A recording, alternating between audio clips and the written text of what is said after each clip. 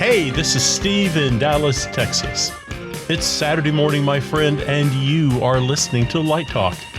No, it is Brackley in Las Vegas, Nevada. Today it's all about deadbeat clients, all on Light Talk. And this is David coming to you from the beautiful Belmont Shore neighborhood of Long Beach, California. And if you don't already know, you are listening to Light Talk, and we are the Lumen Brothers. Yay! Welcome, everyone, to episode 338. And today we welcome back Brother Brackley to the show. What's happening, Brackley? Hey, I'm glad to be here, as usual. It's great that you're with us. I'm very happy. I'm looking forward to LDI and us all together in person again. Before you know it, we're going to be all there. We're going to be hawking some real cheap swag this year. And some coffee cups that you can't wash in the dishwasher. Those are discontinued because apparently there's a toxic problem with them. We've lost a couple of listeners, and so we've got to recall the coffee cup. So if anyone out there has a not ready for dishwasher coffee cup, please send them back, okay? What will they win? What will they win? They don't win anything. And this year, something new for Light Talk. Will the Light Talk Lumen Brothers and sister, I think Ellen's in on it now, we'll all be in the parking lot on our Harleys. So come by and see us. I think Ann will be there too. She's on the Ann will be there, right? But she doesn't have a Harley. She has a Yamaha. Yeah. But anyway, Brackley, it's good to see you. Hey, listen, I have a question. Okay. As a matter of fact, everybody wants to know, what's that new sphere like? Oh my gosh, it's incredible. It's stopping traffic. It's so good because it is so large and you can see it from all the highways and the roads. It is just unbelievable. I'm really anxious to see what it's like on the inside. Yeah. If it's on the inside, it's as immersive like it is on the outside. It's going to be one really interesting venue. But U2 is playing there. Oh, U2 opens at the end of this month.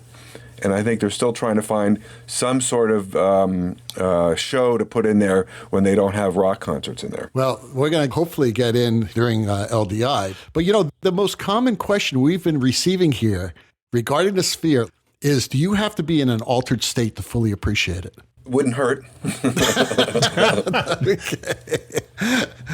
Okay. To the point. To the point. It wouldn't hurt. There you go, everyone. So today, the theme of our show is Shysters, also known as deadbeats.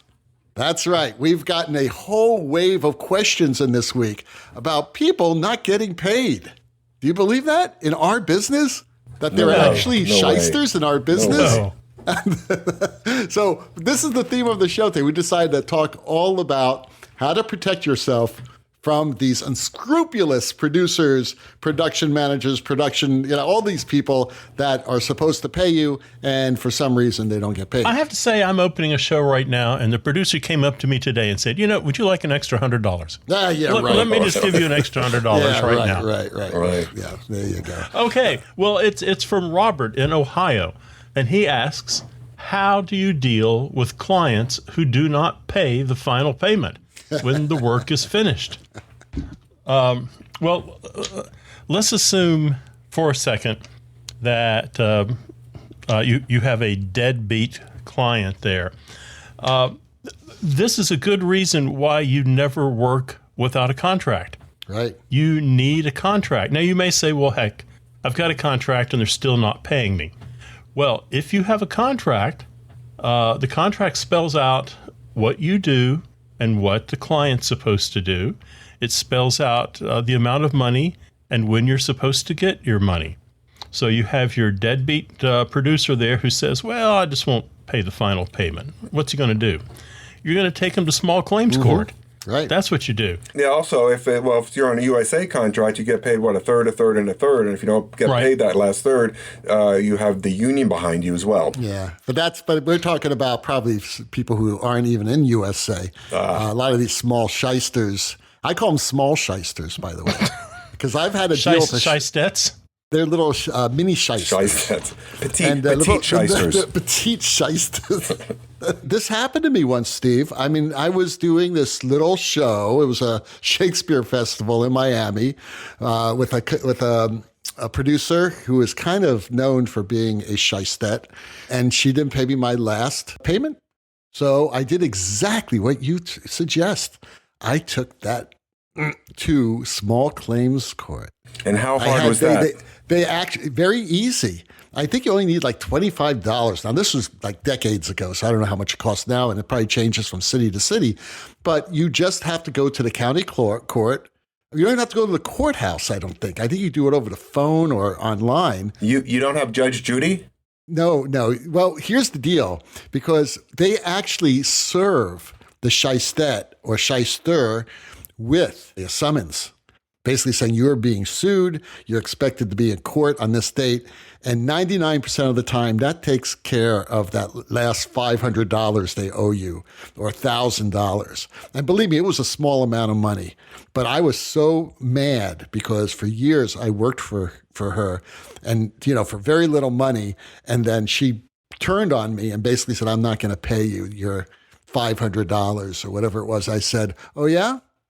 And sure enough, I got a check in the mail, and it did not bounce. The advantage of small claims court, most of them set a limit of about $5,000.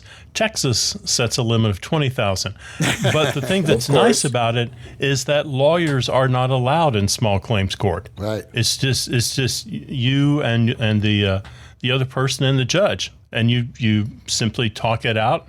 If you've got a contract, you say, here's the contract, and it's pretty cut and dry. If you don't have a contract, I don't know. Yeah, you got to have a contract. Yeah, rule number 1, always have a contract with any work that you do. And it can be a simple letter of agreement. Yes. That's dated and signed, basically saying one page, this is what the designer's going to do, this is when the designer gets paid, who the producer is, what their names are, and how much they agreed to pay them. You get both signatures. There you go. That's enough for small claims court. At least it was back when I did this back in 1980 something. It's like being in first grade. It's like what I will do. I will read my homework. What Miss Judy will do, she will give me a red star. And, it's that simple. That's how you do it. It's interesting, too, because in USA, the newsletter, I know this back to USA, but the newsletter, they actually list people that are deadbeats. In the back of the yes, they used to do that. People that I don't know if they do it anymore. People that you don't want to deal, producers that you don't want to deal with. Right, people on the shit list, basically. Yes. Yep. And they said, do not work for these people. Mm-hmm. And guess what? That woman was on that list. Really? Because believe it or not, it was a union you worked contract. With her anyway. No, it was a union contract, and it was like for $3,000. And I called the union, and they said, take her to small claims court. We won't even deal with that. I said, well, why am I paying you a dues? And why did I pay a contract fee for this? Now, again, this is back in the 80s, and I'm sure everyone I dealt with, they're dead. So, they're protected by death. And I know new leadership is great, right? Of the union. I love the union. But back then, it was like, we deal with Broadway. What's a $3,000 contract? Yes. But it's not that way anymore, I'm sure. Mary from Minnesota asks how to deal with clients who are cheap and do not want to pay a fair price or always try to beat your fee down. That's everybody. That's every client I've had. I don't know of any client that doesn't do that. I know.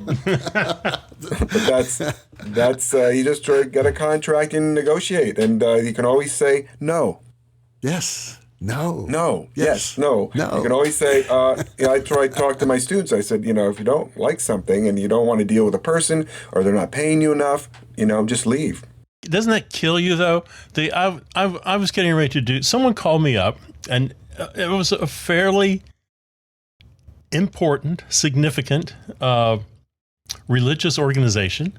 And they said, would you come do a specific show for us? And it was going to be televised, and it was kind of a big deal.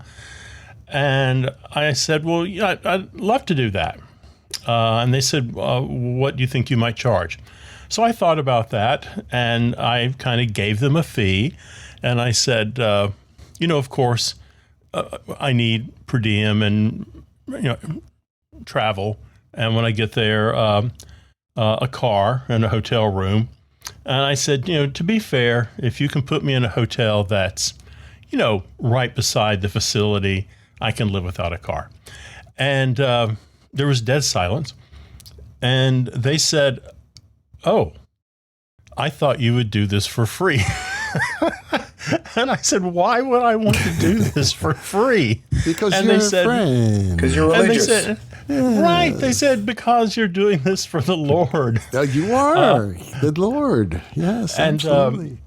What's amazing is they say things like, well, you're just hanging a few lights and hanging out for a few days. See, that's the trick. That's the key. All these producers, quote unquote, always think, yeah, lighting, you just hang a couple lights, point them on the stage, you'll be fine.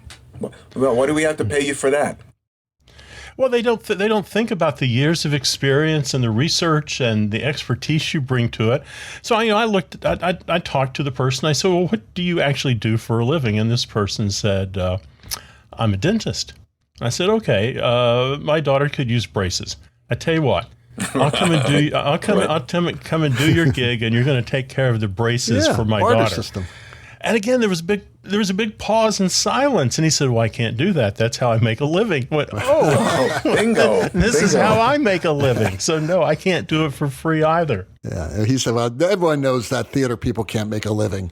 Well, that's the other thing. I always get people who call one to have interns, our students, and I go, well, okay, so how much are you willing to pay? And it's like cricket. This is for their experience. And, well, in this town, my students go to Cirque, or they go all over the place. Or even a Four Wall and PRG, and they actually get paid for an internship. But there's all these other people that call and say, hey, it's a great experience for your students.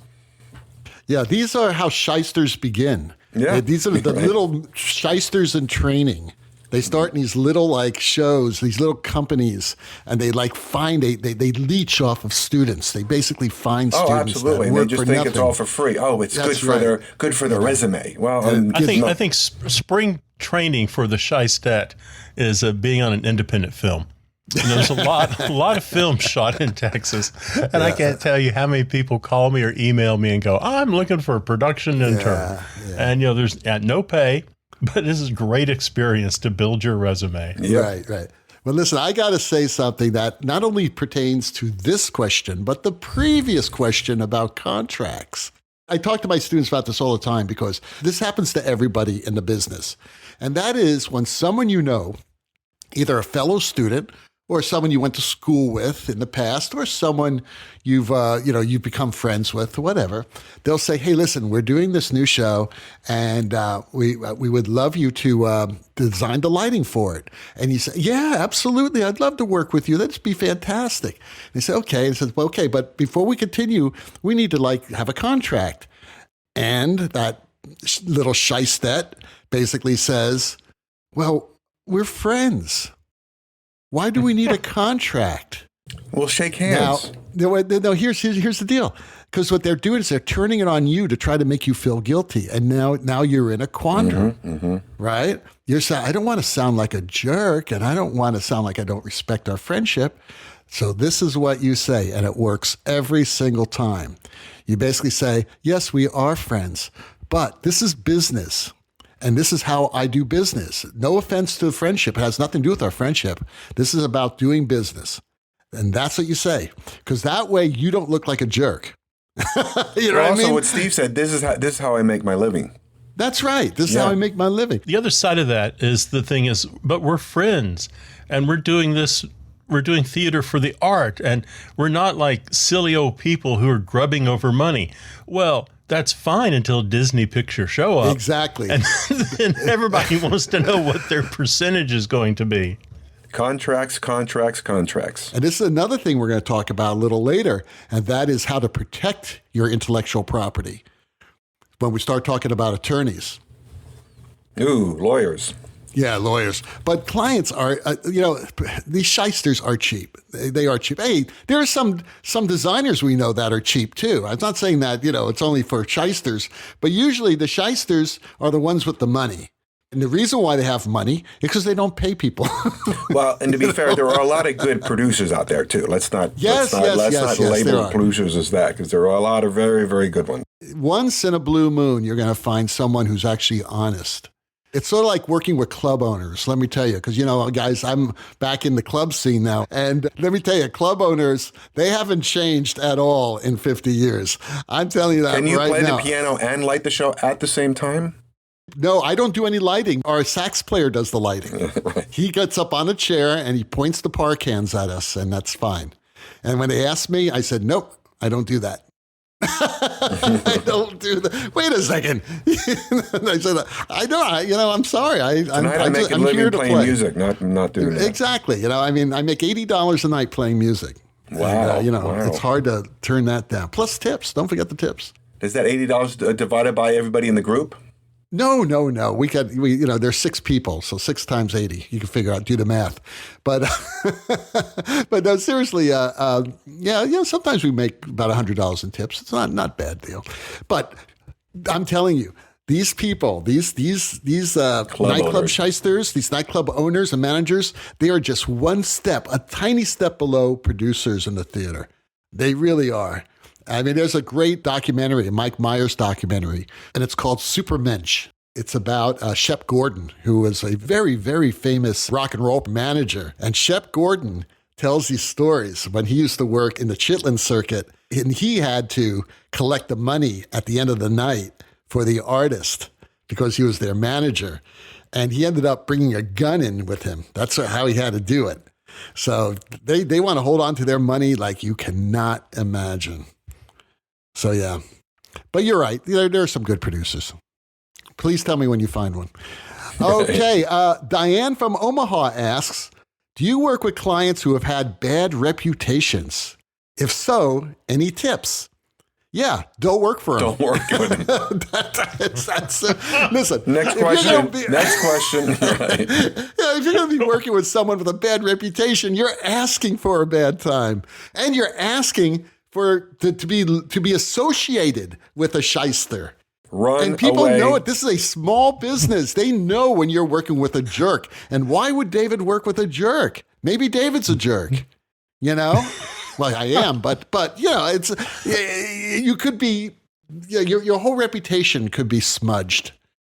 So it's just easy, as you say. Don't work with him. And end of discussion. On to the sponsor. I got in one of those once where I said, I don't know this person. They said, oh, he's a real jerk. And he yells at everybody, but boy, he's a great director.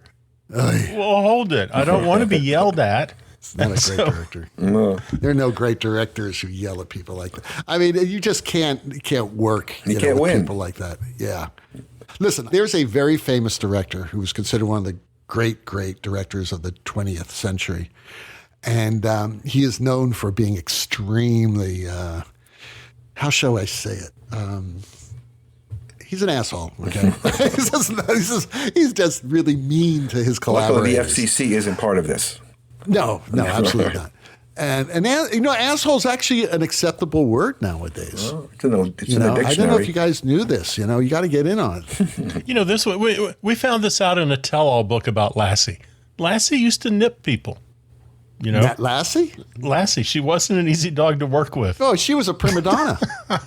Lassie, that's like common knowledge of Lassie. She was a pain. And she had a big contract, too. She was. But anyway, this guy, one of my former students, and I'm not going to name this guy, became his resident lighting designer. He would light every show, even though this director was basically light the shows. My former student, because it was such a huge name and it got him into the industry, he decided to do shows for him, right? And take the abuse. And he did it for several years. And finally he quit. I asked him, I said, why did you do that? He said, I thought I could do it less, but I can't. The guy is just completely horrible to people. And I finally got my self-respect up and quit. I said, bravo. Bravo. Okay. You are listening to Light Talk with the Lumen Brothers. And Light Talk is sponsored by the Snoot Group with the legal team of Sparks, Burnout, and Chase. Hello, suckers. Clients. Are you being ghosted by the producer whenever you call to find out where your last payment is? Are shady shysters trying to rip you off by refusing to sign a contract for your services? And is the show you designed being picked up for a Broadway run, and now you find out that you've been fired and some cat named Billington is now lighting it? This is Snoot from the Snoot Group. You know, that law firm you hear at the tail end of each episode of Light Talk with the Lumen Losers. We started out as your typical ambulance chasers and have since realized that the only way to make real money is to either work for the mafia or help hapless stage designers like you claw back their fees. Well, after years defending these moronic baby men doing this meaningless podcast, my colleagues and I have learned all the legal tricks of this ridiculous live entertainment industry. Through the legal razzmatazz of class action lawsuits, we can now offer law services to small-time losers. Designers like you. Our reputation in the theater has been well earned over the past 7 years. Shyster producers pee their pants when they see me enter their offices. Do you think that smoldering theater is really an accident? It would be a shame if a stage weight were to fall during the next Stoner Backstage tour. And my personal favorite? It would be unfortunate if those photos of you and that chorus girl make it onto the internet. Hear me, David Jacques? Along with my associates Sparks, Burnout, and Chase, the Snoot Group will keep you and your assistants out of jail and in the theater. Look, if I can keep Stan K out of prison, then I can keep you out as well. So call the Snoot Group today at 1-800-FUCK-YOU. You heard that right. 1-800-FUCK-YOU. The Snoot Group. We stand by you, at least until your retirement funds are depleted. And remember, don't with Snoot. Amen. And now, back to Light Talk. Silence. I'll be a monkey. Eep, eep, eep, eep. It's so sad. This is so sad. As our regular listeners know, Stan let the monkeys out of their cages during the hurricane and they ran away.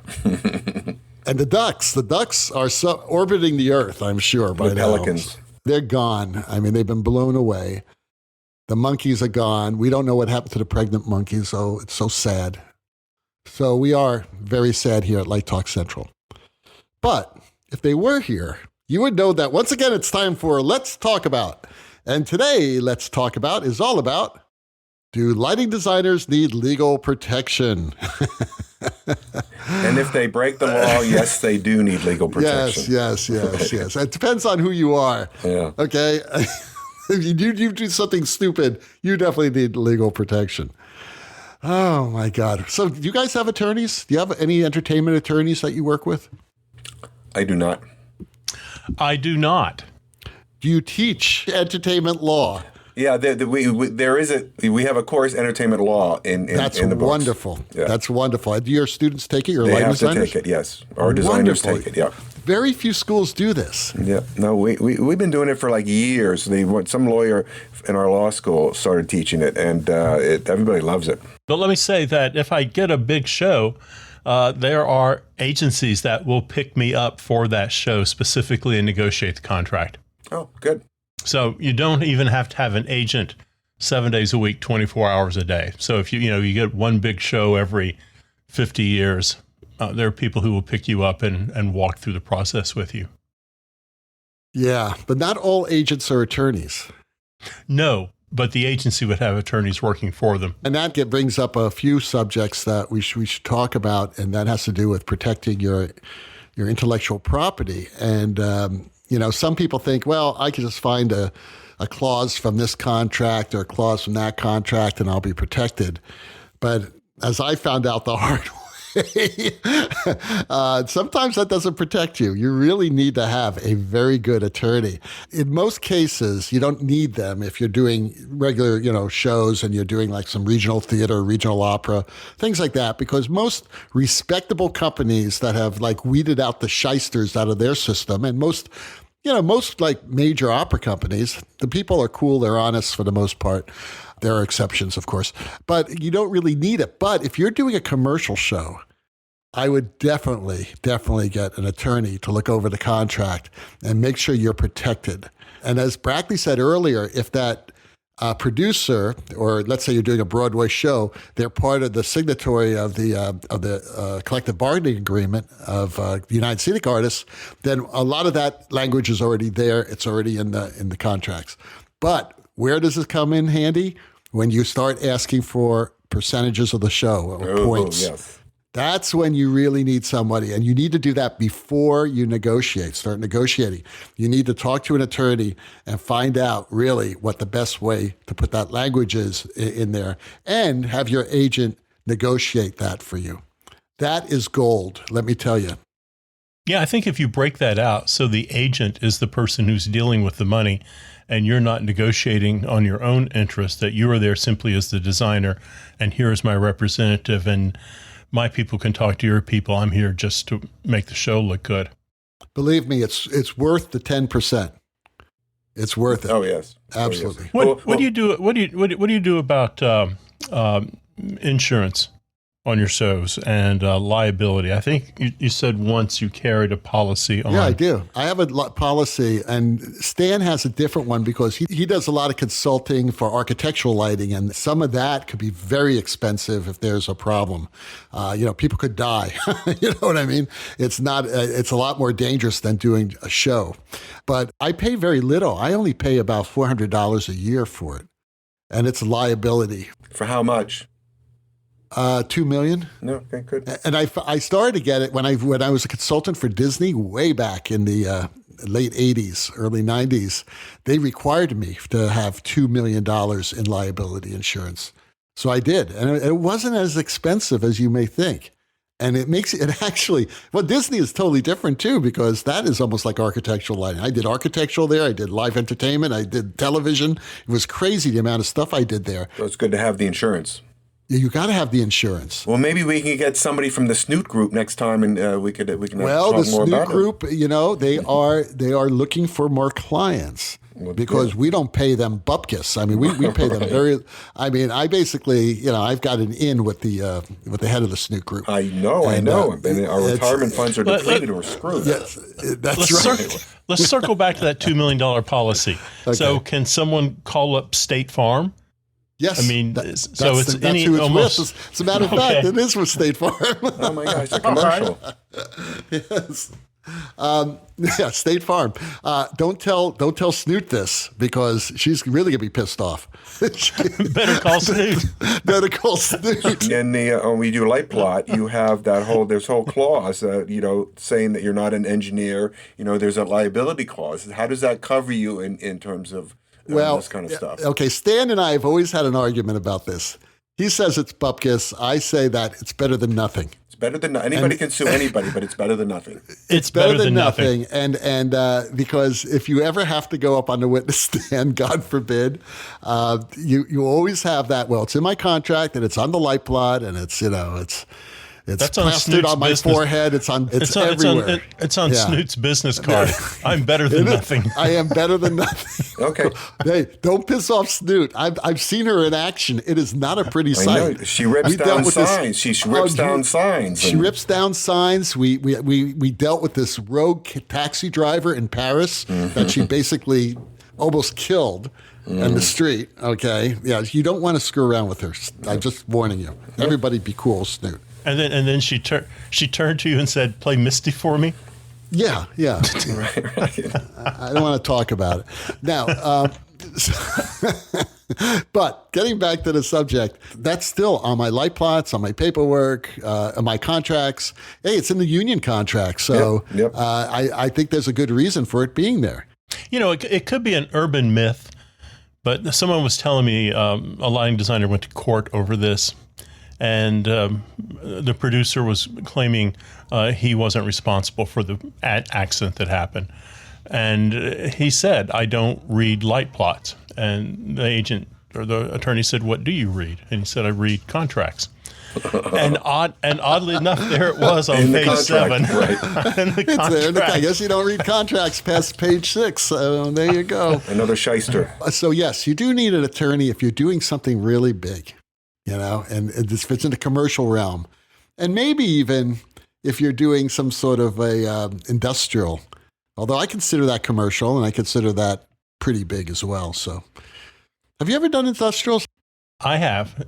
I've always been brought in by a firm, so the stuff is there. But yeah, I've done a bunch of them. Yeah. And you have to stop and think about that if you're a young lighting designer, third class, doing your first industrial. All of a sudden, that part can explodes and the lamp falls to the ground in someone's lap. Somebody's going to get sued, and it's probably you and 5 other people. So we live, and you would sue too if it happened to you. So I think we always think nothing's going to happen. Everything's perfectly safe until it's not. Except they don't make part cans anymore, so that's not even involved here. The truss monkey falls off the truss and lands in your hors d'oeuvre. You don't want a damn truss monkey in your hors d'oeuvre. Point taken. That's the damn sure. So if there's an accident on stage, and believe me, there are a lot of accidents on stage. I mean, really, I saw 2 people die on stage and a lot of serious injuries. It's a very dangerous place. So you got to be careful. And as lighting designers, we're always looking up and don't see where we're walking sometimes. And I've walked off stages before. I mean, it happened to Neil Jampolis. He walked right into a pit once and screwed up his back. So this happens all the time, and you just have to protect yourself from either getting injured, hopefully you don't get injured, or you accidentally injuring someone. Let me tell you what really, really makes me mad when I'm teaching. And that is when there's a tech rehearsal happening, a student is lighting the show, and there are actors on stage, and they black out the stage without warning the actors. You got to warn the actors. You got to warn the actors. And I tell them the story about when I saw that happen and an actor fell in a pit. And the actor could not work anymore for the rest of his life because he was now a quadriplegic. Oh, yep. And that poor lighting designer, and that exactly going dark.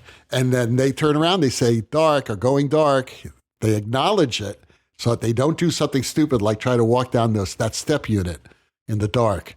It's very sad. It's very dangerous in the theater. And you, as a lighting designer especially, are responsible for its safety. So you can't turn out the lights and you can't strobe. If they're having a fight call on stage, don't go to a strobe cue. Okay? I've seen that happen. I said, what the hell's going on? One thing I always talk to the fight choreographer about when they do that fight call, and on the stage manager especially, say, do you want to be in any light cue during this? Or do you want just work lights? And something, it's 50-50. They'll say either, I want to be in the light cue that we're in on stage when this fight happens. Okay, that's easy. Go to cue 47. Or we want to be in work lights, all right? And when they do that, you go to work lights. And the stage manager will usually call it. But that's something that you could be proactive about and ask the fight choreographer and stage manager exactly what lighting they need for those types of rehearsals. I've done shows with acrobats, and it's the same way. You have to talk to the acrobat and say, hey, if he's flying upside down in some ring, you want to know, okay, where, because they need to have a light for their center, for marking, where they're going to mark. So always talk to them as well. Absolutely. Strobe lights aren't a good idea. Strobe lights, never a good idea. Turn off the haze machines too. You don't want the damn haze, the place filled with fog when all this is happening. This is really valuable information we're giving today. This is unlike any other show we have done in 7 years, because normally it's like a waste of time for our listeners. Well, we still have one more question. Well, I know, but don't jinx us. I mean, we're on a roll. I mean, all this stuff could save lives. Very important. You guys feel good about this? I feel really good about this. We're saving lives today. Yes. I guess not. All right. Steve has the last question of the day. It's from Cynthia in Kansas, and she writes, do you think it's important to be liked by your production team? Wait, what does this have to do with safety? So much for our theme. We're getting there. Or Shysters. I mean, is Cynthia a Shyster? We're getting there. We'll circle somehow into that. Okay, we'll figure this out. Go ahead. Maybe Cynthia's the Shyster, and no one likes her. She snuck in. Nobody likes her.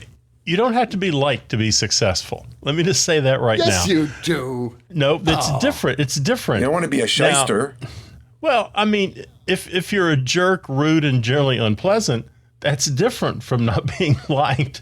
It's usually a byproduct, though, of not being liked. Don't you Could think? be. Well, you have to be able to work together. You don't have to go and have a beer with anyone, but you have to be able to professionally work together. And you don't necessarily have to be liked, quote unquote. That's what George W. said. You don't have to like me, but you could have a beer with me. You can't please everyone all the time, and you shouldn't even try. Again, it doesn't mean you should be unnecessarily mean or bossy. That's counterproductive also. But the benefits of not being liked, I've thought about that. Number one. You won't get a job. No, you can say no, and it's not going to bother you at all. You can give an honest, objective opinion, and it's not going to bother you. You can take more risks in your productions if you're not trying to get people to like you. You get to be yourself. And finally, you don't waste time trying to convince people to like you. This is a Southern thing. You show up at the call and you waste half an hour talking about the weather and someone's Aunt Drinking Virginia. sweet tea. Yes. But think about this. How much time do you waste standing around BSing with the crew? And in New York, all they want to do is hang the light. They just want to hang it and focus it and go home on time. They don't want you to sit there and say, well, it's a little hot today. I think this idea of getting everyone to like you is counterproductive. I think it does bad things to your psyche. So just be the best person you can be. Be the best person you can be. Be yourself. And I think you could be successful. Or you'll never work again, one of the two. What you're doing is you're being honest to yourself and you're being honest to the people around you. Yeah. You just need to deliver the goods. Yep. Hey, I may be an asshole, but I am honest. Is that what you're saying? Well, I know. Let's take a look at Brackley there. I can't think of a person who's more well-liked than Brackley. Has it paid off? I don't like Brackley. Oh, I really don't like Brackley. He's a brother, but I don't like him. You can't like all the brothers. Right. That's like saying you don't like orange juice. I don't like orange juice, as a matter of Brackley fact. is the orange juice that wakes us up every day. Have you ever had orange juice, cold orange juice, drank it fast? Do you know what happens to your stomach? Drank it fast? I haven't drank it fast. You drink it fast.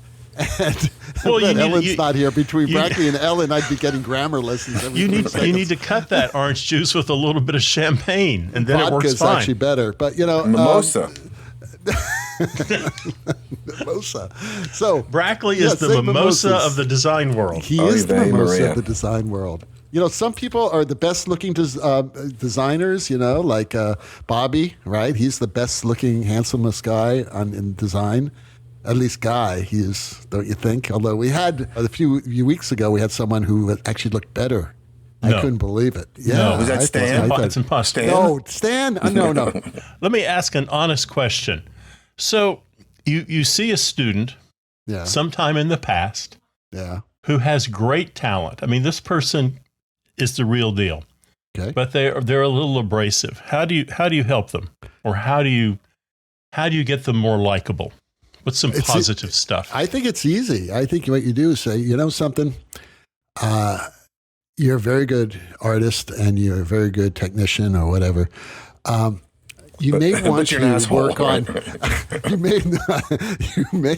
I've had that said to me, as a matter of fact. Bill Eckhart said that to me once. No way. And it changed my life. Yeah. I was a first-year grad student. I was put on probation. And he basically says, you're an arrogant ass. And I said, oh, my God, he's right. The only thing Bill Eckhart ever said to me was the blueprint machine's not working. And I would go with him, and he would have put in about 10 sheets of paper, wondering why. What happened? That blueprint machine never worked, by the way.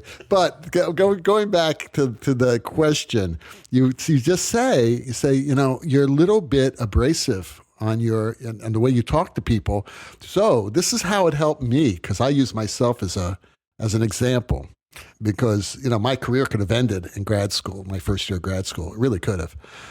You got to turn yourself around, and you got to just say, before you get mad, just take a breath and talk calmly and listen more. Listen more. I think that's the key, listening. More, listening. you're going to be fine. Right? The best thing to say, and actually Darwin, bless her soul, may she rest in peace. Steve knows who Dee is. She was the theater coordinator for like 30 years at SMU. Someone asked her at her retirement party, how did she survive? I don't think she was retiring. I think it was like her 30th year or something like that. And she said, how do you just survive being a coordinator? And she said, I learned how to keep my mouth shut. That way, people don't know what I'm really thinking. And I said, brava. Dee was so good. Seriously, she retired, and within a year, they had brought her back. So she was getting her full retirement, and she came back at the salary she left under and worked for 2 more years. That's a good idea. Indispensable. She knew more than anybody at that university. I mean, think about all the people that have worked at that university who move on, right? She knew the mechanics of that university. If I was the university president, I would have grabbed her from the theater department and put her in my department to put out all the fires, because this woman knew everything about that university. Is this inside SMU? Yes, inside SMU. So I'm out of this. Nobody gives a damn about it. Right. All right, so I think that's it. I think we covered everything, even with a non-relevant question to but it's a good one. So thank you, Steve, for that. So Brackley, do you have anything final thing to say to our listeners before we see you at LDI? Hopefully you'll be on before LDI. Yeah, no, just everybody have a good weekend. Yeah, and we love you, Brackley. Our viewers at home, David and I look like shit. The lighting that we're working in right now is like, what's this? Yeah. Brackley looks like a god. There's like highlight on one side of his face. There's Phil on the other. There's some light on his shoulders. Light Talk should be a video. It should be no, maybe not a video podcast. He's tastefully blurred the background. I mean, it looks nice. That is nice, tasteful blurring, by the way. Yeah, I know. And poor Steve has his camera up his nose, so he's well. Actually, I need to be down here. Yes, so I'll get it in there. Okay, enough. Well, the rocking sounds of the Luminoids tell us that once again you've spent another morning listening to Light Talk. You can hear our show on just about every podcast site out there. Check out the website at lighttalk.org and be sure to follow us on Facebook. And don't forget to subscribe to our podcast. That way you will not miss a second of Light Talk insanity. No guarantee is offered regarding the accuracy of any statements or opinions made on this podcast. However, if you do decide to litigate, the Snoot Group with the legal team of Sparks, Burnout, and Chase will defend us until our retirement funds are depleted. Light Talk is written and produced by the Lumen Brothers, coming to you from Long Beach, Sin City, and the Republic of Texas. And be sure to join us next week when we talk about more lighting shenanigans and serve you much more of our casserole of nonsense. Light Talk, broadcasting questionable Lumen knowledge and humor around the world. I don't know how much humor there was today, but we'll see you all next Saturday morning. Bye-bye from Light Talk. Bye-bye.